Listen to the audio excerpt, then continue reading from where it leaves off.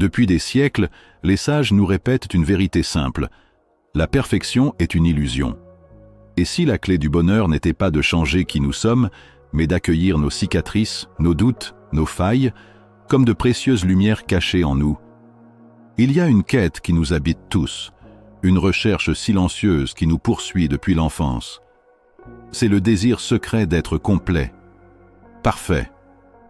Nous portons tous en nous une collection de doutes, de manques, de cicatrices invisibles que nous essayons de masquer. On a tous ces moments où, face au miroir, on ne voit que la faille, la ligne de fracture. On sent en soi ce manque, cette absence, cette douleur qui est le prix de la vie. On a grandi dans un monde qui nous demande d'être fort, d'être sans peur, de ne jamais montrer de faiblesse. Et dans cette course à la perfection, on s'est peu à peu éloigné de soi-même, de la vérité profonde de notre être.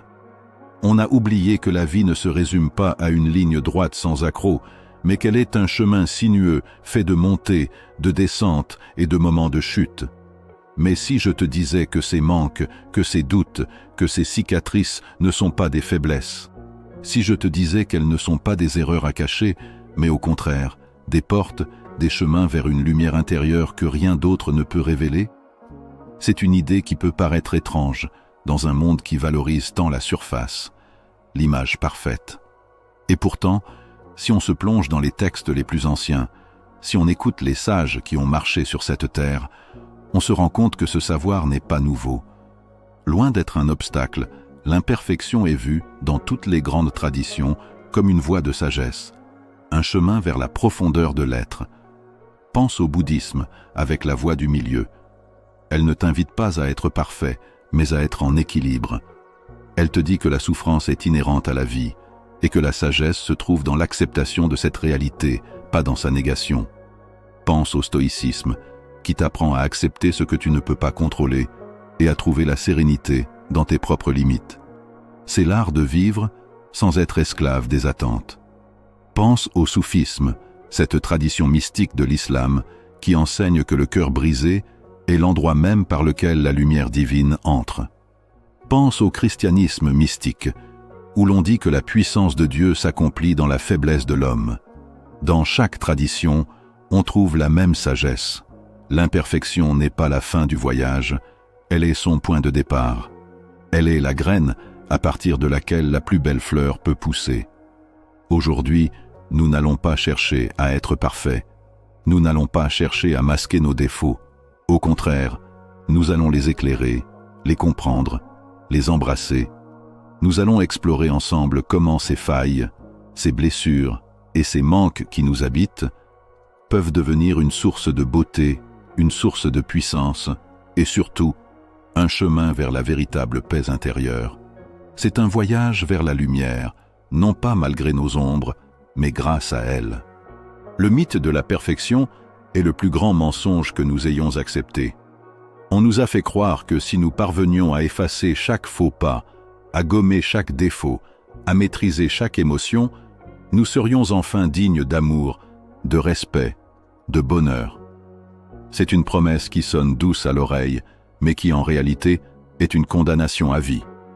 Une condamnation à une course sans fin, vers un horizon qui s'éloigne à mesure que l'on s'en approche. Cette quête est le creuset d'une souffrance silencieuse, une souffrance que l'on n'ose pas nommer parce qu'elle est cachée sous le vernis de l'effort et de la vertu. Cette quête est un mirage dans le désert de notre âme. Nous avançons, assoiffés, persuadés que la source de bonheur est juste au-delà de la prochaine dune. Mais elle n'est jamais là. On continue d'avancer, et la fatigue s'installe. Le doute s'insinue. On regarde en arrière et l'on voit le chemin que l'on a parcouru, un chemin jalonné de sacrifices, de renoncements, de moments de joie perdus parce que l'on était trop occupé à polir notre image. C'est l'histoire d'une âme qui n'a jamais pu s'asseoir, se reposer, juste exister. C'est l'histoire de la perte de l'instant présent, cette seule réalité que nous possédons. La souffrance de la perfection n'est pas spectaculaire. Elle ne se manifeste pas par des cris ou des larmes. Elle se glisse dans le quotidien comme une ombre froide. Elle est cette petite voix intérieure qui critique sans relâche. Tu aurais dû mieux faire. Tu n'es pas assez bon. Ceci n'est pas parfait, donc ça ne vaut rien. Cette voie nous prive de la paix, de la joie simple, de l'émerveillement. C'est la voie qui nous empêche d'être fiers de nous, de célébrer nos petites victoires. C'est une voie qui nous vole notre vie, car la vie n'est pas un chef-d'œuvre parfait. C'est une œuvre en cours, une toile sur laquelle on ajoute des couleurs, des traits, des éclaboussures. La perfection est un idéal mort, car la vie est mouvement, et le mouvement crée des accidents, des aspérités, des beautés imparfaites. Pourquoi cherchons-nous la perfection si elle nous condamne à la souffrance? Parce que nous avons été conditionnés à croire qu'elle est une armure. Nous pensons que si nous sommes parfaits, nous serons invulnérables à la critique, à la blessure, au rejet. C'est la plus grande des illusions. Nous construisons une prison d'or et de verre, magnifique de l'extérieur, mais qui nous étouffe de l'intérieur.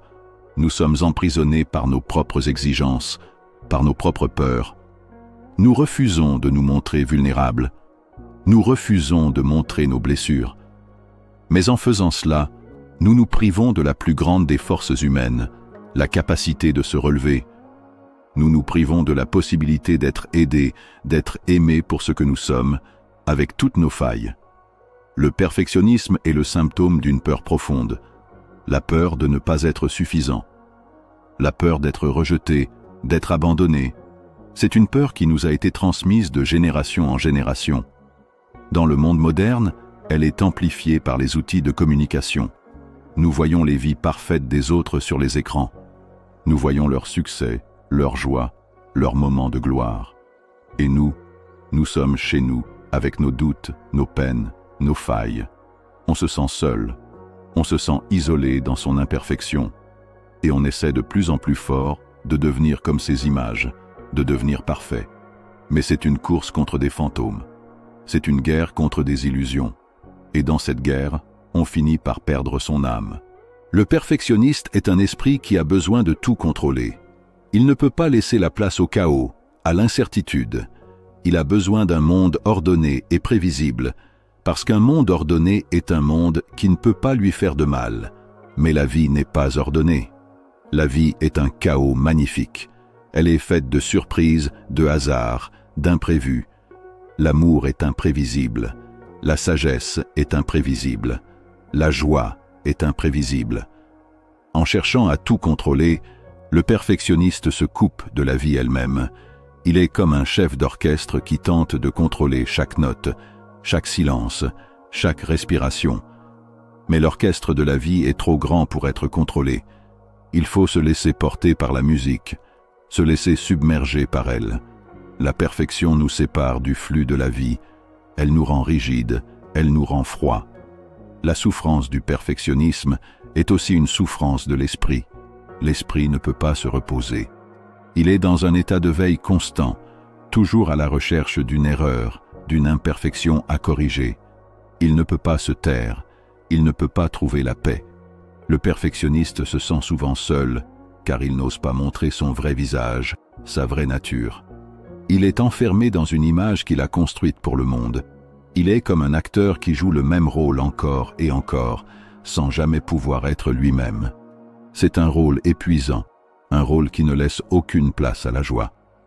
Car la joie ne peut exister que dans l'authenticité. La joie est ce que l'on ressent quand on est soi-même, quand on s'accepte avec toutes ses imperfections. Les anciens le savaient. Ils savaient que la perfection est un idéal illusoire.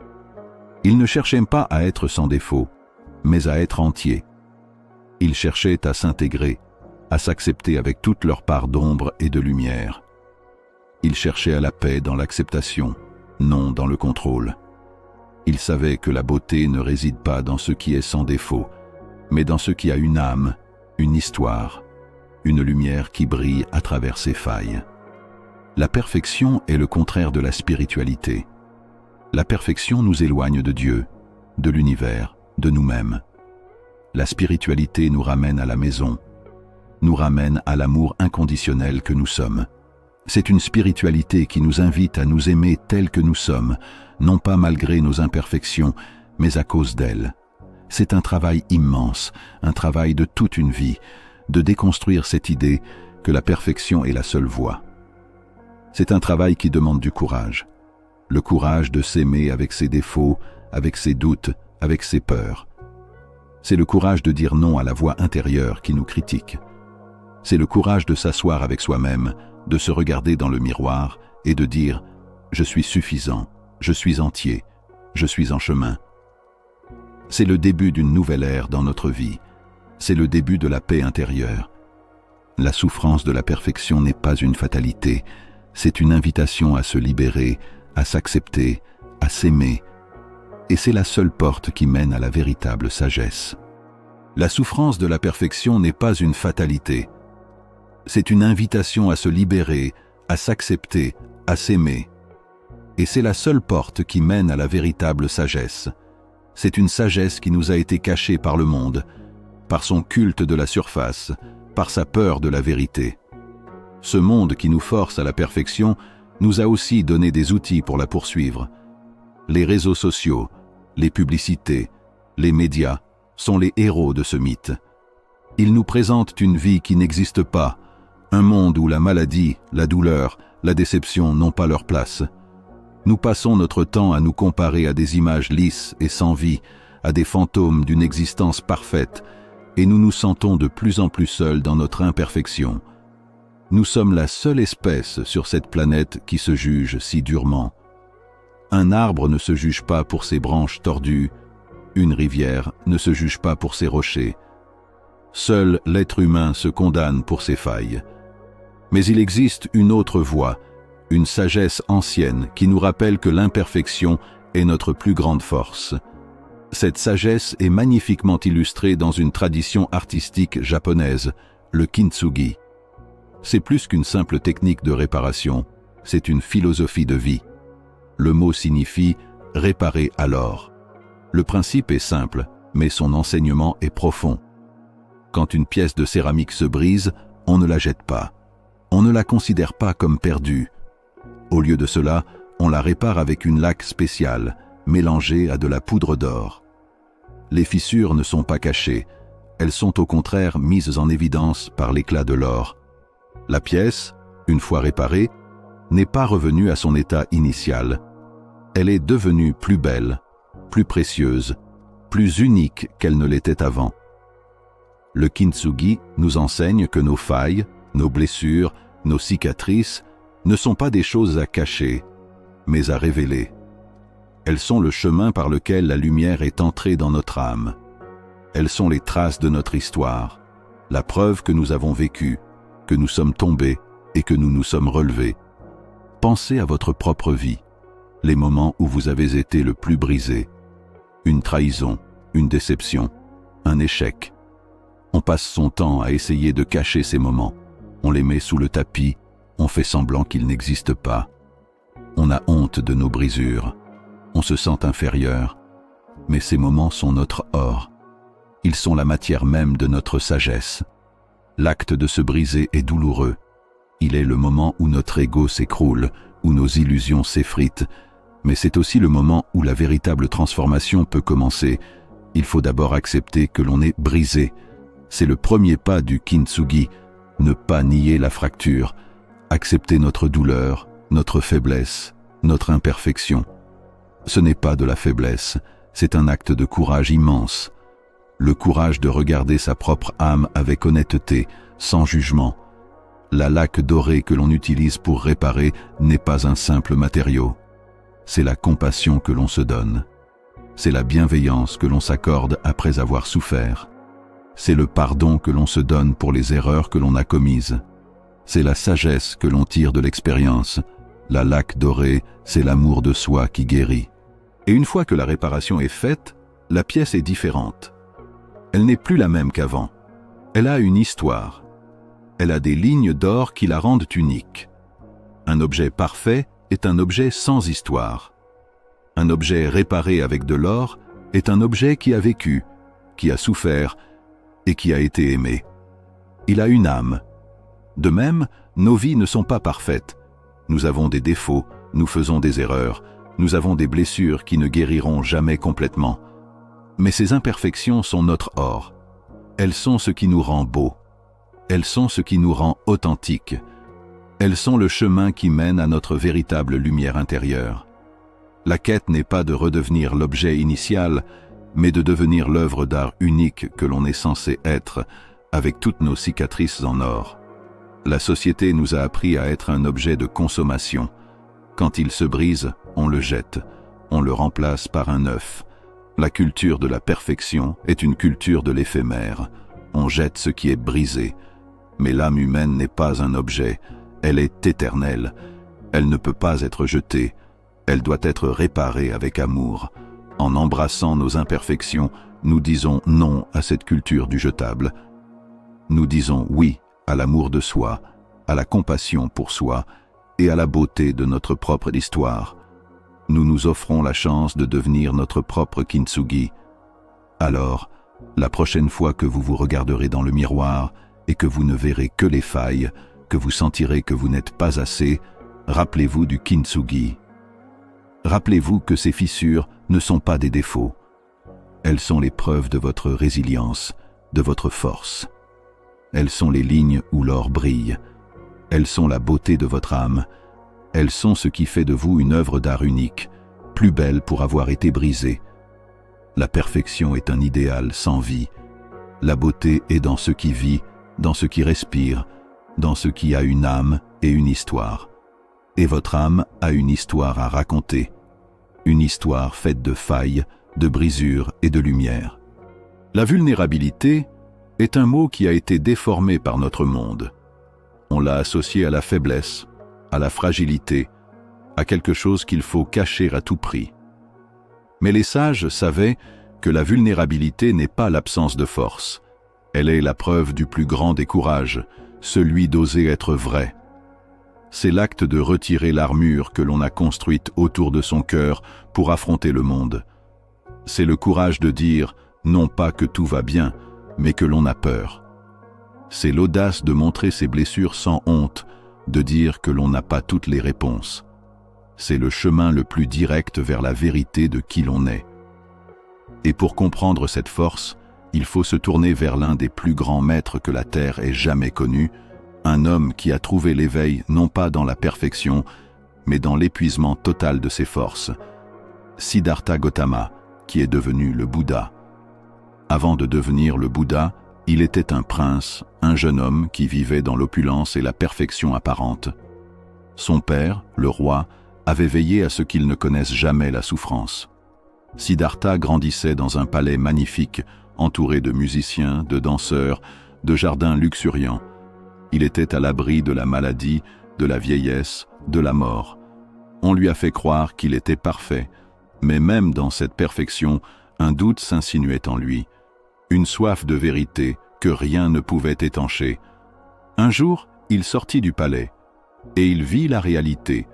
Il vit la vieillesse, la maladie, la mort et un ascète, et cette vision a brisé son monde parfait. Elle a mis fin à son illusion d'invulnérabilité. C'est là que son voyage a réellement commencé.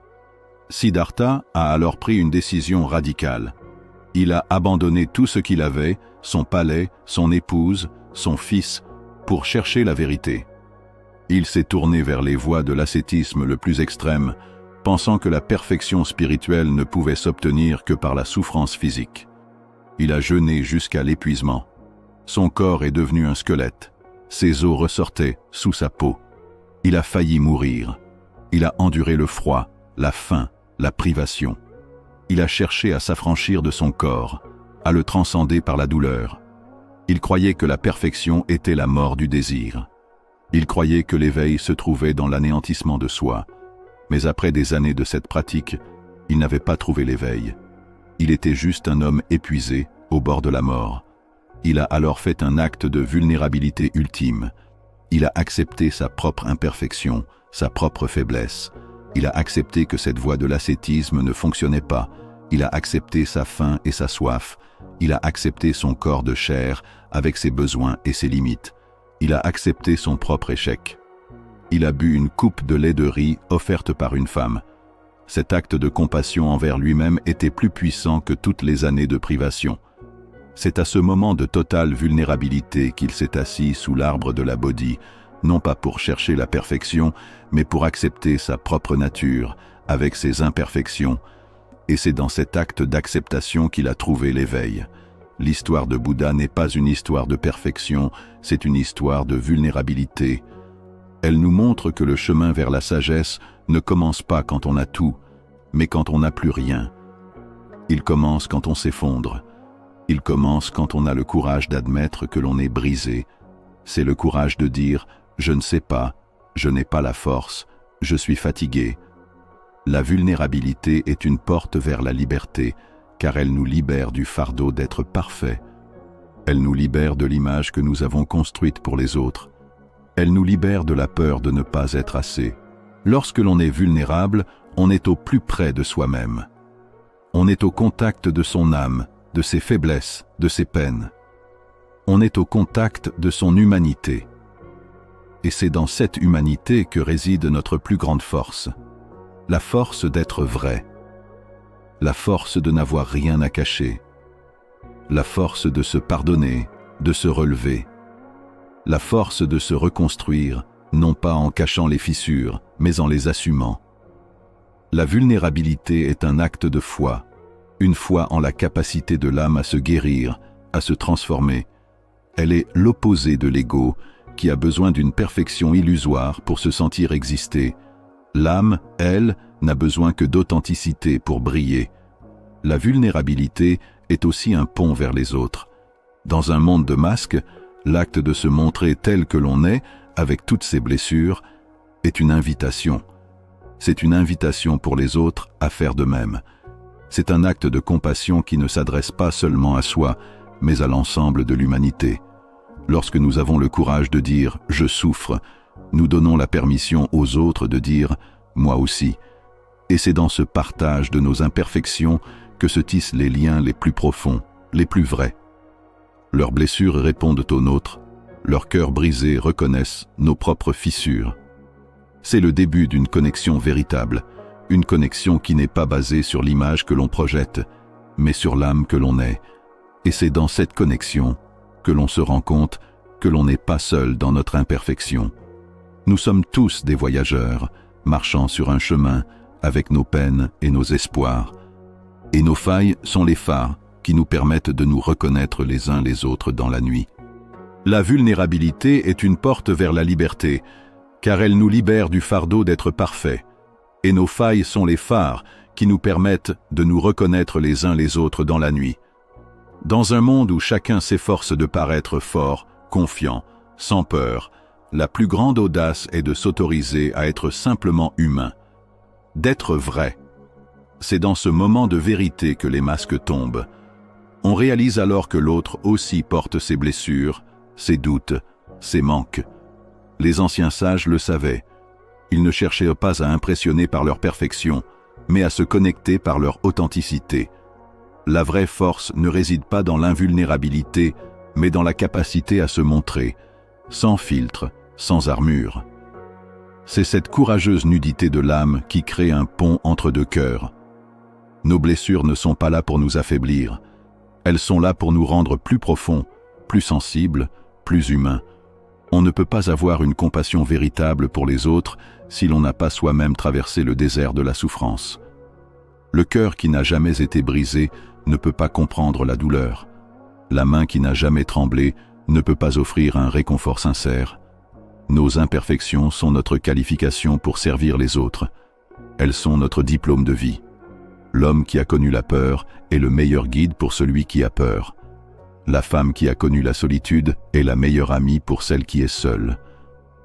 Nos propres failles sont les instruments que l'univers nous a donnés pour guérir le monde, car ce n'est qu'en connaissant notre propre obscurité que nous pouvons reconnaître la lumière qui dort dans l'autre.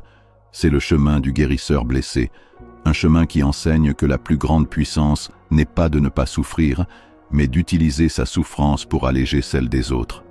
C'est une transformation qui va au-delà des mots. Elle est un changement de notre manière d'être au monde. Quand on accepte ses propres imperfections, le jugement envers les autres disparaît. On ne voit plus de mauvaises personnes, mais des âmes en chemin, des êtres qui font de leur mieux avec leurs propres blessures. On ne juge plus un comportement, on voit la douleur qui se cache derrière. On ne voit plus de défauts, mais des histoires. On ne voit plus de faiblesse, mais des leçons. Notre propre souffrance devient une source de compassion infinie. Elle nous ouvre le cœur, elle le rend plus grand, plus capable d'aimer. C'est le passage de l'ego qui est obsédé par sa propre perfection, à l'âme qui est au service de tous. C'est le passage de la peur à l'amour. Cette transformation n'est pas un chemin rapide, elle demande du temps, de la patience et surtout de la bienveillance envers soi-même. On ne se guérit pas en se condamnant, mais en s'aimant. On ne transforme pas ses failles en les cachant, mais en les acceptant, en les exposant à la lumière. L'acte de s'accepter avec ses imperfections est un acte de foi, une foi en sa propre lumière intérieure, une foi en sa propre force. Car la véritable force n'est pas celle qui s'impose, mais celle qui s'abandonne. C'est la force qui dit oui à la vie, avec toutes ses douleurs et toutes ses beautés. Notre plus grande peur n'est pas notre imperfection, c'est que les autres la voient. Mais si nous avons le courage de la montrer, nous découvrons que notre imperfection est ce qui nous rend beaux. C'est ce qui nous rend accessibles. C'est ce qui nous permet d'aimer et d'être aimés, non pas pour une image, mais pour ce que nous sommes vraiment dans notre plus grande et notre plus humble vérité. Nos blessures sont le chemin vers l'empathie. Notre douleur est la source de notre compassion. Nos failles sont la preuve que nous sommes vivants et qu'à travers elles, la lumière du monde peut briller. Il n'y a pas de plus grand don à offrir au monde que l'authenticité. L'authenticité est le langage de l'âme, le langage de l'amour. Et la voie vers l'authenticité passe par l'acceptation de nos imperfections. C'est la plus grande des conquêtes. Le chemin vers la profondeur est un chemin universel, inscrit au cœur des plus grandes sagesses de l'humanité. Loin d'être des obstacles, nos imperfections sont la langue dans laquelle l'univers nous parle. Et cette langue est parlée dans toutes les traditions, même si les mots peuvent changer. La voie du milieu dans le bouddhisme et la puissance dans la faiblesse du christianisme mystique nous révèlent la même vérité. La véritable grandeur n'est pas de ne jamais tomber, mais d'accepter de chuter pour se relever plus fort. Le Bouddha, après des années d'extrême ascétisme, a compris que la perfection n'était qu'une illusion, une quête vaine. Il s'est éloigné des deux extrêmes. D'une part, le plaisir et l'excès qui mènent à la superficialité, et d'autre part, la privation et la souffrance qui ne sont que le reflet d'un esprit qui se punit. Il a découvert la voie du milieu, une voie d'équilibre et de modération, qui accepte le monde tel qu'il est, avec toutes ses imperfections. Le bouddhisme enseigne que rien n'est permanent. Tout est en mouvement, en changement. Les êtres, les objets, les pensées. Et donc, l'idée même de perfection est un concept qui va à l'encontre de la nature du réel. La sagesse n'est pas de créer une existence parfaite, mais d'accepter l'imperfection, l'impermanence de toute chose. C'est l'acceptation de notre propre imperfection qui nous libère du désir et de la souffrance. C'est dans cette acceptation que réside le véritable chemin. Les bouddhistes le disent depuis des millénaires, la souffrance vient du désir. Et le désir le plus grand, la plus grande illusion, c'est le désir de perfection. Le désir d'être parfait nous fait souffrir, car nous nous battons contre la nature du monde. Nous nous battons contre nous-mêmes. La voie du milieu nous invite à cesser de nous battre. Elle nous invite à nous accepter tels que nous sommes, avec nos faiblesses, nos défauts, nos doutes. Elle nous dit que c'est dans cette acceptation que l'on trouve la paix. La sérénité vient non pas de la perfection, mais de la capacité de lâcher prise, de lâcher le désir de contrôler. Elle est dans la capacité de marcher sur un chemin sinueux sans chercher à le rendre droit. Pense à l'image du funambule. Il ne peut pas marcher sur son fil en étant rigide, en étant parfait. Il doit constamment s'ajuster, bouger ses bras, ses jambes, pour ne pas tomber. C'est dans cette imperfection constante, dans ce mouvement continu, qu'il trouve son équilibre. Si le funambule cherchait à être parfait, il s'immobiliserait et tomberait. La vie est ce fil. La perfection est l'immobilité. La sagesse est la danse de l'imperfection. Cette danse où l'on s'ajuste constamment, où l'on accepte de ne pas être parfait, de ne pas être en contrôle. Le Bouddha a réalisé que sa vie était un chemin avec des hauts et des bas, avec de la joie et de la peine, et que la sagesse était d'accepter tout cela, d'accepter que la vie est imparfaite, et que c'est dans cette imperfection que réside sa beauté. Cette même sagesse, on la retrouve au cœur du christianisme mystique. Loin de la rigidité et des jugements, les mystiques ont toujours cherché une relation personnelle et profonde avec le divin. Ils ont compris que Dieu ne se révèle pas dans la force et la fierté de l'homme, mais dans son humilité et sa faiblesse. Un des passages les plus profonds de la Bible le dit clairement: « Ma grâce te suffit, car ma puissance s'accomplit dans la faiblesse. » Ce n'est pas une phrase anodine, c'est le cœur de l'expérience mystique. La faiblesse n'est pas une honte, elle est le lieu où le divin peut entrer. Notre imperfection est le lieu de la rencontre. Imaginez-vous une jarre. Si la jarre est parfaite, scellée, sans la moindre fissure, rien ne peut y entrer ni en sortir. Mais si la jarre a une fissure, une fêlure, alors la lumière peut y pénétrer. Notre âme est cette jarre, et nos imperfections, nos faiblesses, nos doutes sont les fissures. Ce sont les endroits par lesquels la grâce peut entrer. Notre orgueil, notre quête de perfection, notre désir d'être sans défaut sont comme un couvercle sur la jarre. Ils nous empêchent de recevoir la lumière. Mais quand on lâche cet orgueil, quand on s'abandonne dans notre faiblesse, quand on dit « je ne suis pas parfait », alors la lumière entre. La puissance divine, le divin lui-même, se révèle non pas dans ce que nous faisons de bien, mais dans notre acceptation de nos échecs. C'est une voie d'humilité profonde. L'homme qui se croit parfait n'a pas besoin de Dieu. L'homme qui reconnaît sa faiblesse, sa vulnérabilité, son imperfection, lui, est ouvert à la grâce. Il est ouvert à une force qui est plus grande que lui. Il est ouvert à l'amour. Les mystiques l'ont compris. Ils ne cherchaient pas à être des saints parfaits, mais à être des êtres humains qui aimaient et qui étaient aimés.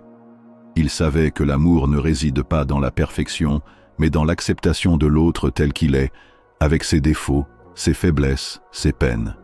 Et que pour aimer l'autre, il faut d'abord s'aimer soi-même de la même manière. Ces deux sagesses, bien qu'en apparence différentes, se rejoignent sur le même point. Elles nous disent que la quête de la perfection est une illusion qui nous rend malheureux. Elles nous disent que la sagesse et la paix ne se trouvent pas dans l'absence de défauts, mais dans leur acceptation. Elles nous disent que nos failles sont notre plus grande richesse. Elles sont le chemin vers la véritable sagesse, vers la véritable force, vers la véritable lumière. La lumière ne s'allume pas dans la perfection, elle brille à travers les fissures. Et c'est cette lumière que nous sommes tous invités à découvrir en nous-mêmes. C'est la lumière de l'âme, la lumière de la vérité. Et elle est à la portée de tous, si seulement nous avons le courage de nous accepter avec toutes nos imperfections. La sagesse qui nous a été cachée est à la fois unique dans chaque tradition et universelle dans son message.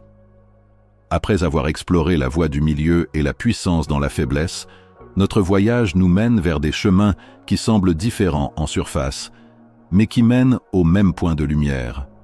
La mystique soufie enseigne une des vérités les plus poétiques sur l'imperfection, que le cœur brisé est l'endroit même par lequel la lumière entre. C'est une idée qui peut paraître étrange pour un esprit qui a été conditionné à chercher le bonheur dans ce qui est intact, dans ce qui est entier. Mais pour le soufi, le cœur n'est pas un muscle, c'est le siège de l'âme, le temple du divin. Et pour que la lumière divine puisse entrer dans ce temple, il faut qu'il y ait une ouverture. Nos chagrins, nos pertes, nos peines sont les coups qui brisent la carapace de l'ego qui nous entoure. C'est la douleur de la vie qui fissure notre orgueil, qui nous rend humbles, qui nous ramène à notre essence.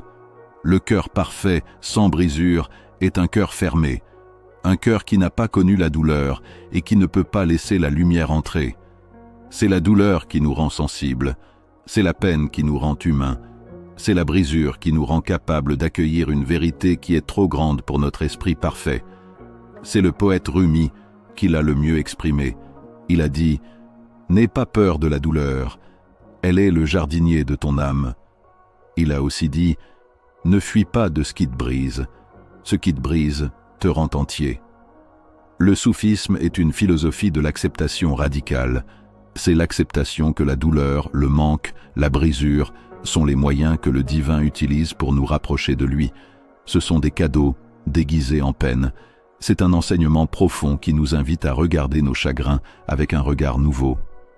Au lieu de les cacher, de les fuir, de les nier, il nous invite à les embrasser, à les accueillir. Parce que c'est dans l'espace de notre cœur brisé que nous trouvons la compassion, l'amour, la lumière qui va nous éclairer et qui va éclairer le monde. Et de ce chemin mystique de l'acceptation, nous allons vers une autre philosophie qui, en apparence, semble très différente. La philosophie stoïcienne. Le stoïcisme est souvent perçu comme une philosophie froide, rigide, qui vous demande de vous détacher de vos émotions. Mais c'est une vision superficielle. En réalité, le stoïcisme est une des philosophies les plus profondes sur l'acceptation de nos imperfections et de nos limites.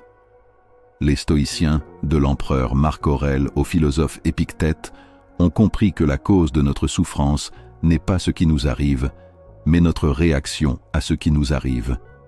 La souffrance est le résultat de notre désir de contrôler ce qui ne peut être contrôlé. La première leçon du stoïcisme est de reconnaître l'imperfection du monde et de la vie. Le monde n'est pas parfait, la vie n'est pas juste, les autres ne sont pas parfaits, et surtout, nous ne sommes pas parfaits. La sérénité n'est pas le résultat d'un monde parfait, mais de l'acceptation d'un monde imparfait. Ils nous disent de faire la distinction entre ce que nous pouvons contrôler et ce que nous ne pouvons pas contrôler. Nous ne pouvons pas contrôler la maladie, la mort, les pensées des autres, les événements de la vie. Mais nous pouvons contrôler notre réaction à ces choses. Nous pouvons contrôler nos pensées, nos actions, nos jugements. Et la paix se trouve dans ce choix. Le stoïcisme est une philosophie qui nous invite à embrasser notre imperfection, à la reconnaître sans jugement comme une part de notre humanité. Elle nous invite à nous accepter avec toutes nos faiblesses, nos erreurs, nos doutes.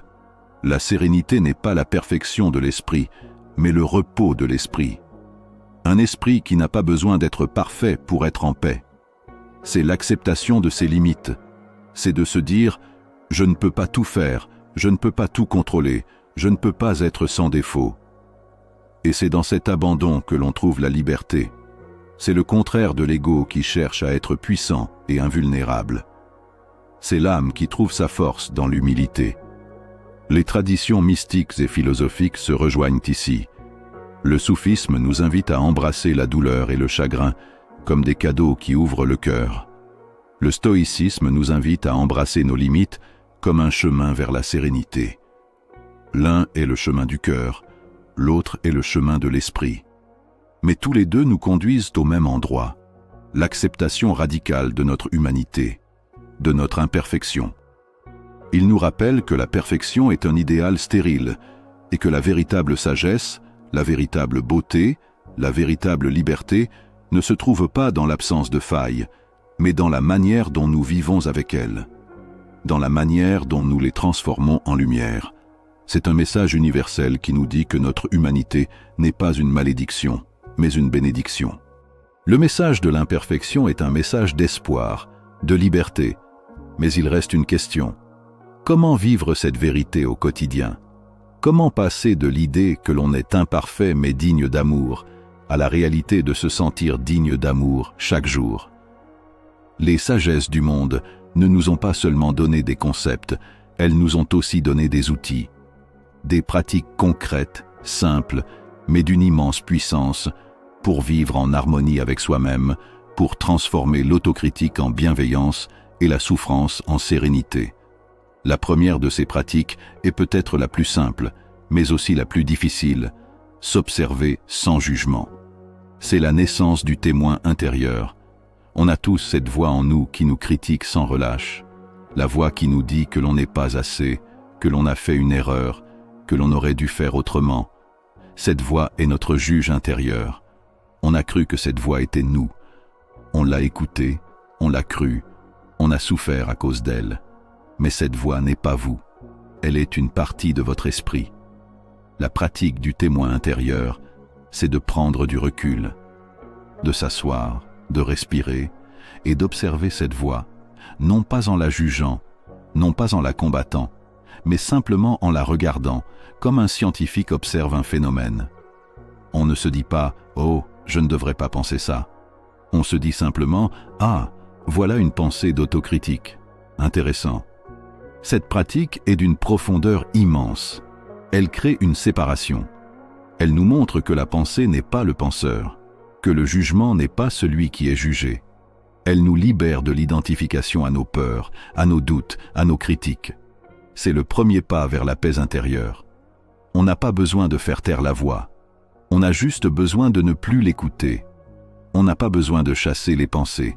On a juste besoin de les laisser passer, comme des nuages dans le ciel. C'est le début d'une nouvelle relation avec soi-même, une relation basée sur l'observation, et non plus sur le jugement. Et c'est dans cet espace de silence, dans cette non-action de l'esprit, que la paix commence à s'installer. C'est dans ce calme que l'on peut enfin entendre la voix de l'âme, la voix de la vérité qui est en nous. Une fois que l'on a développé ce témoin intérieur, on peut passer à l'étape suivante. Transformer l'autocritique en bienveillance. C'est un acte d'amour radical. C'est l'acte de devenir son propre meilleur ami. Quand un ami nous confie une erreur, on ne le juge pas. On lui offre de la compassion, de l'empathie. On lui rappelle qu'il est humain. On lui offre une épaule pour pleurer. Mais quand c'est nous qui faisons une erreur, on se punit sans pitié. On est notre pire ennemi. La bienveillance envers soi-même, c'est de se parler comme on parlerait à un ami qui souffre. C'est de remplacer « je suis un raté » par « j'ai fait une erreur, mais je suis en train d'apprendre ». C'est de remplacer « je suis stupide » par « c'était une leçon difficile, mais elle me rend plus fort ». Cette pratique demande de la patience. On a des années de conditionnement à défaire. On s'est habitué à être dur avec soi-même. Mais chaque fois que l'on choisit la bienveillance plutôt que la critique, on sème une nouvelle graine. Une graine de paix, une graine d'amour. On ne fait pas cela pour les autres. On ne fait pas cela pour paraître fort. On le fait pour se libérer. On le fait pour se donner la permission d'être humain, avec toutes ses failles. On le fait pour s'aimer, non pas parce que l'on est parfait, mais parce que l'on est en chemin. Et c'est la troisième pratique qui résume le mieux tout le chemin. Remplacer « je dois être parfait » par « je suis en chemin ». C'est une phrase d'une force immense. Elle change tout. La perfection est une destination. C'est un point final qui n'existe pas. Le chemin, c'est la vie elle-même. Quand on se dit « je suis en chemin », on s'autorise à tomber, à se tromper, à faire des erreurs. On s'autorise à ne pas avoir toutes les réponses. On s'autorise à ne pas être complet. On s'autorise à apprendre. C'est la fin du jugement. C'est la fin de la souffrance. La vie n'est pas un examen. C'est un voyage. On ne nous demande pas d'être parfait. On nous demande d'être en chemin. Un arbre ne s'efforce pas d'être parfait. Il pousse. Il est en chemin. Il prend ses racines dans la terre. Il lève ses branches vers le ciel. Il n'est pas parfait. Il est tordu. Il est imparfait. Mais il est vivant. Une rivière ne s'efforce pas d'être parfaite. Elle coule. Elle est en chemin. Elle contourne les obstacles. Elle se perd dans des méandres. Elle se fait plus large. Elle est en chemin. Elle n'est pas parfaite, mais elle est vivante. Vous êtes comme cet arbre, comme cette rivière. Vous n'êtes pas ici pour être parfait. Vous êtes ici pour être en chemin, pour vivre, pour apprendre, pour grandir, pour être. Vivre en harmonie avec soi-même, ce n'est pas ne plus avoir de défauts, c'est les accepter. Ce n'est pas ne plus faire d'erreurs, c'est les voir comme des opportunités de grandir. Ce n'est pas la fin du voyage, c'est le début. C'est le début de la véritable liberté. La liberté d'être qui l'on est. La liberté de s'aimer, non pas malgré ses imperfections, mais grâce à elles. La liberté de vivre en paix. Le voyage est en cours. Et la seule chose qui compte, c'est de continuer à marcher avec courage, avec bienveillance, avec la certitude que l'on est déjà entier. Nous avons parlé de pratique, de philosophie et de sagesse qui nous invitent à embrasser nos imperfections. Mais au-delà des mots et des idées, il y a des vies. Des vies qui sont la preuve vivante que la véritable grandeur ne naît pas de l'absence de failles, mais de la manière dont on les habite. Il y a des hommes et des femmes qui ont bâti leur grandeur sur leurs blessures. Leurs histoires sont les plus beaux livres. Elles sont la preuve que la liberté la plus profonde se trouve quand on s'accepte tel que l'on est, avec toutes ses nuances, ses ombres et ses lumières. Pensez à cet artiste, disons qu'il s'appelle Gabriel. Depuis toujours, on lui a dit que son trait n'était pas assez précis, que ses lignes étaient tremblantes, que ses couleurs n'étaient pas pures. On lui a enseigné à lisser, à parfaire, à corriger chaque imperfection de son travail. Mais son âme résistait. Chaque fois qu'il essayait de créer un tableau parfait, il se sentait vide, son art était sans vie. Les perfectionnistes lui disaient que son travail était amateur. Ses toiles étaient pleines d'erreurs, de couleurs qui se mélangèrent de manière inattendue, de lignes qui se croisaient sans logique. Pendant des années, Gabriel a combattu cette imperfection. Il a essayé de la dominer, de la cacher, mais la frustration le dévorait. Et puis, un jour, il a lâché prise. Il a décidé d'arrêter de se battre. Il a embrassé ses lignes tremblantes. Il a célébré ses couleurs imparfaites. Il a compris que la perfection n'était pas son chemin. La perfection était un masque que l'on met sur la vérité. Son imperfection, c'était sa vérité. Il a commencé à peindre non plus avec son esprit, mais avec son cœur. Son art est devenu un reflet de son âme, une âme qui, comme les nôtres, était faite de failles, de doutes et d'une beauté brute. Ses tableaux ont commencé à vibrer. On pouvait sentir l'émotion, l'authenticité de son travail. Et les gens ont commencé à s'arrêter devant ses toiles. Non pas pour l'absence de défauts, mais parce qu'ils s'y reconnaissaient. Son art est devenu célèbre, non pas pour sa perfection, mais pour sa capacité à toucher l'âme humaine dans sa vulnérabilité. Gabriel a trouvé la grandeur non pas en devenant parfait, mais en devenant lui-même. Pensez aussi à cet orateur, à cette femme qui a toujours eu peur de parler en public. On l'appelle Elisa. Petite, elle bégayait. Son esprit courait plus vite que sa langue. Elle avait peur de s'exprimer, peur de la moquerie, peur du jugement. Elle a passé sa vie à lire des livres, à s'instruire, à se préparer, mais elle n'osait pas prendre la parole. Elle pensait que le chemin vers le respect et l'influence passait par une élocution parfaite. Elle a travaillé dur, a appris des techniques de respiration, a étudié la rhétorique, mais rien ne l'aidait à surmonter sa peur. Et puis, elle a compris que sa peur ne venait pas de son bégaiement, elle venait de son désir d'être parfaite. Un jour, on lui a demandé de parler devant une petite assemblée. Elle a décidé de dire la vérité. Elle a commencé son discours en disant « J'ai peur. Ma langue va peut-être s'en mêler, je vais peut-être bégayer. Mais la vérité que j'ai dans le cœur est trop importante pour que je la garde pour moi. » Les gens ont écouté. Non pas sa voix, mais son âme. Ils ont été touchés par son courage, par son honnêteté. Son discours n'était pas parfait. Il y avait des pauses, des hésitations. Mais il était vrai. Son imperfection est devenue son plus grand atout. Elle est devenue une oratrice de renom, non pas par sa perfection, mais par sa capacité à être vulnérable. Elle est un phare pour tous ceux qui pensent que leur faiblesse les condamne au silence. Il y a aussi les guérisseurs. Ce ne sont pas des gens qui n'ont jamais souffert. Ce sont ceux qui ont le plus souffert et qui ont transformé leur douleur en sagesse. Pensez à cette femme, Claire, qui a traversé une période de dépression profonde, de solitude, de doute. Elle a passé des années dans l'obscurité, perdue. Elle a tout essayé pour se guérir, pour se retrouver. Elle a lu des livres, elle a voyagé, elle a médité. Et puis, elle a compris que sa quête de perfection la condamnait à l'échec.